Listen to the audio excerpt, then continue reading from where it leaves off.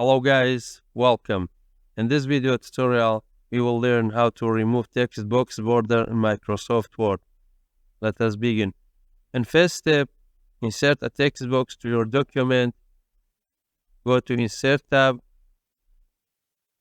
click on the text box, draw text box, and then draw where you want the text box.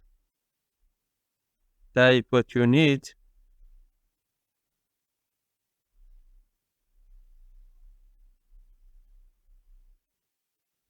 You can custom your text or change the size. Click on the text box, right click, format shape. In line, choose no line. As you can see, text box border is removed. Thanks for watching. I hope you found this video to be helpful.